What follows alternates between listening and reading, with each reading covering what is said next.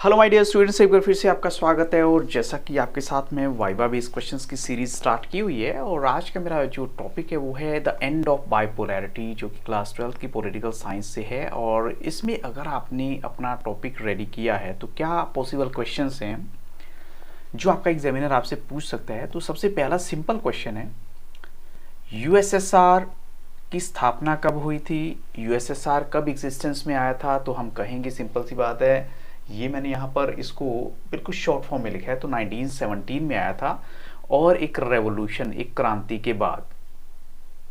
अब ये टॉपिक ऐसा है जो, या ये क्वेश्चन ऐसा है जो टीचर आपसे वैसे ही पूछ सकता है कि अच्छा बच्चे बताइए बाइपोलर का मतलब क्या होता है। हमने कहा द एंड ऑफ बाइपोलैरिटी। तो पोलर का मतलब क्या होता है, जब टू डिफरेंट जो हैं पोल्स होते हैं, दे आर स्टैंडिंग अपार्ट, एक दूसरे से थोड़ा सा अलग खड़े हैं, लेकिन दोनों अपने आप को सुपीरियर मानने वाले हैं। जैसे कि हम कहें कि अगर एक पोल को यूएसए मान लिया जाए तो दूसरा है USSR.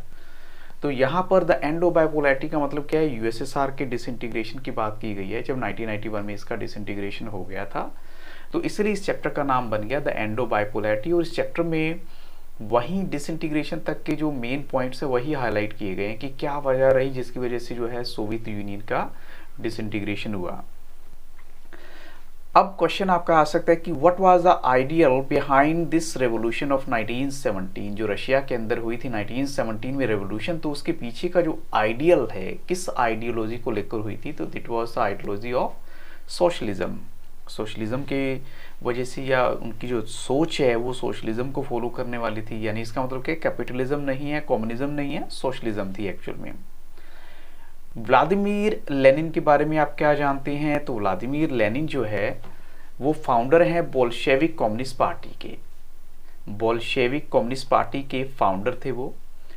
When did Soviet union invade Afghanistan. तो यहाँ पर मैंने ये लिखा हुआ है कि सोवियत यूनियन इन्वेड अफगानिस्तान। तो यहाँ पर हम कहेंगे कब है, 1979। 1979 में सोवियत यूनियन ने अफगानिस्तान को इन्वेड किया। इनफैक्ट वहाँ पर अपनी फोर्सेस को 10 साल तक रखा, जिसकी वजह से इसके ऊपर बहुत इकोनॉमिकली जो है बर्डन आ गया था। और ये जब रिसेंट में जो भी हमारे यहाँ सराउंडिंग्स में इंसिडेंट्स हो रही हैं, उसी से रिलेटेड ये बातें भी बताई जाती हैं कि जब आप किसी कंट्री पे इतने टाइम पीरियड के लिए रुकते हैं और वहाँ इतना खर्चा आ जाता है आपका सोल्जर्स को रोकने का, उनको हर तरह की सप्लाई देने का, तो वही जो है इनके साथ हुआ था। नेक्स्ट क्वेश्चन है, when did Mikhail Gorbachev become the general secretary of communist party of the Soviet union. जो मिखाइल गोर्बाचेव हैं वो जनरल सेक्रेटरी बनते हैं कम्युनिस्ट पार्टी सोवियत यूनियन की, कब। तो वो ईयर है 1985। वहां पर हमने 1985 मेंशन कर देना है। तो ये है हमारा सिंपल सा आंसर। ये आप नोट डाउन भी कर सकते हैं। मैं थोड़ा सा इसलिए स्लो मोशन में बोल रहा हूँ क्योंकि इससे पहले वाली वीडियो में बच्चे कहते हैं कि you are just running very fast, तो ऐसा नहीं होगा। नेक्स्ट क्वेश्चन मेरा यहाँ पर आता है, when did a coup take place in Soviet Union, या रशिया की हम उसमें बात करें, रशिया का भी रोल हो सकता है उसमें। तो जो सोवियत यूनियन के यूएसएसआर के अंदर एक कू क्या होता है, जब विद्रोह वाली एक फीलिंग आ जाती है, वो कब हुआ था, 1991 में। एक्चुअली वही टाइम पीरियड था जब वहाँ पर एक चेंज आ जाता है टोटली और इसका डिसइंटीग्रेशन हो जाता है। और ये किन के द्वारा किया गया था, कम्युनिस्ट पार्टी हार्डलाइनर्स के द्वारा। लेकिन इसको को क्रश किया था बोरिस येल्सिन ने, और इसीलिए बाद में वो प्रेसिडेंट बन जाते हैं रशिया के।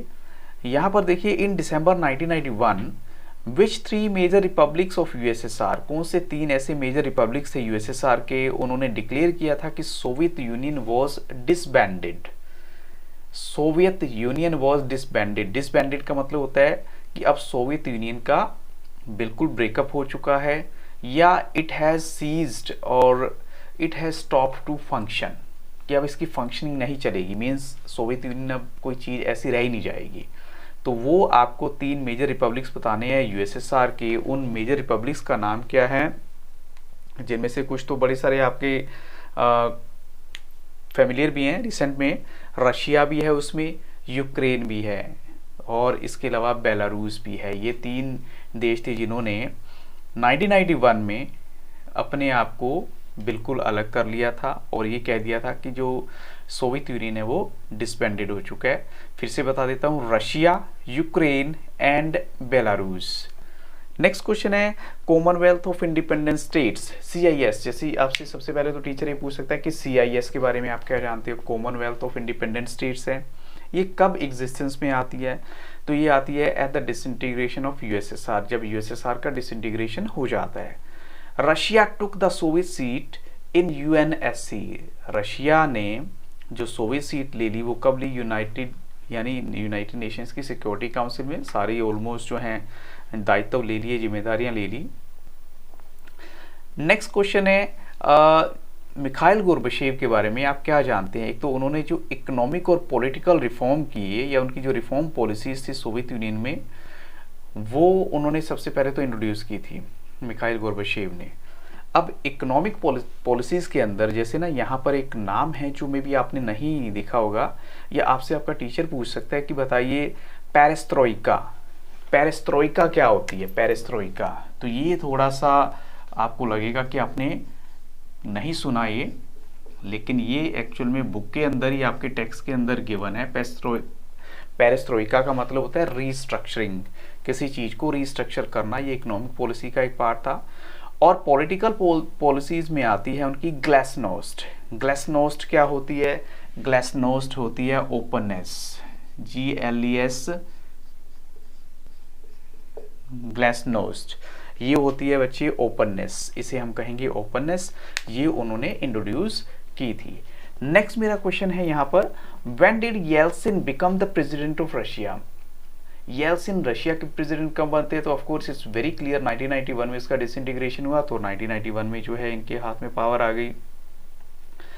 Next question, name 3 Baltic republics. आप 3 बाल्टिक रिपब्लिक्स के बारे में बताइए, कौन कौन से हैं वो बाल्टिक, यानी जो एक पर्टिकुलर पार्ट तो उसी का ही है USSR का, लेकिन बाद में अलग होने के बाद उन्होंने नेटो को भी ज्वाइन कर लिया था।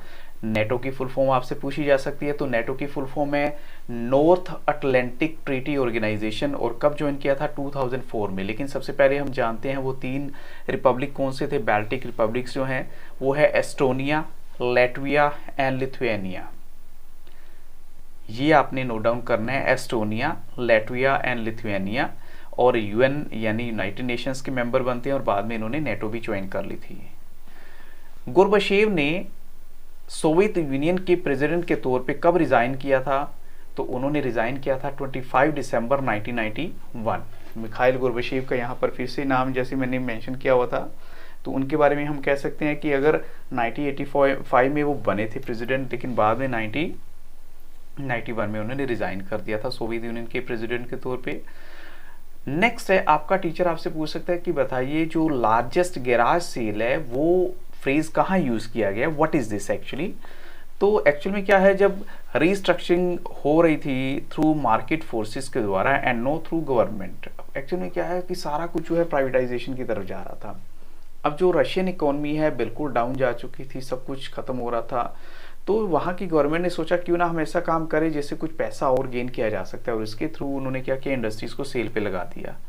और इसीलिए जो बड़ी बड़ी इंडस्ट्रीज भी जो हैं वो बिल्कुल सस्ते दाम पर बिकी, और इसलिए उसको नाम दिया गया लार्जेस्ट गैराज सेल। तो ये है हमारा नेक्स्ट क्वेश्चन कि लार्जेस्ट गैराज सेल क्या था, जब रशिया के अंदर एक बार फिर से इकोनॉमिक रीस्ट्रक्चरिंग की प्रोसेस स्टार्ट हुई, और उसके लिए गवर्नमेंट को सारी की सारी जो बड़ी बड़ी इंडस्ट्रीज बड़े सस्ते रेट पे बेचनी पड़ी, उसको गैराज सेल का नाम दिया जाता है। कॉन्सिक्वेंसेस क्या है शॉक थेरेपी के, शॉक थेरेपी की जो कॉन्सिक्वेंसेस में देखें, एक तो सबसे बड़ी बात, रशिया के जो 1500 बैंक्स हैं, रशियन बैंक्स, वो बैंकरप्ट हो गए थे। बैंकरप्ट क्या होता है, बिल्कुल कंगाल हो गए थे, पैसा नहीं था उनके पास। और रशिया का जो सेकंड लार्जेस्ट बैंक है जिसको हम बोलेंगे Encalm bank, Encalm bank that went bankrupt, ये बैंकरप्ट हो चुका था 1998 में। ये भी बिल्कुल कंगाल हो गया था, इनके पास भी पैसा नहीं था। कब हुआ था, 1998 के अंदर।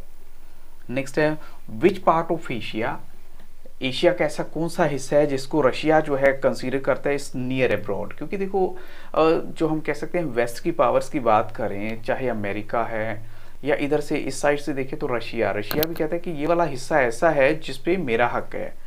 एशिया का कौन सा पार्ट है वो, तो वो है सेंट्रल एशिया, जो कि बिल्कुल next to China, Pakistan, Afghanistan और रशिया है। वो कहता है कि देखो ये मेरे जो है नियर अब्रॉड मेरे साथी हैं, ये मेरे मित्र हैं या इन पे जो है मेरा हक बनता है।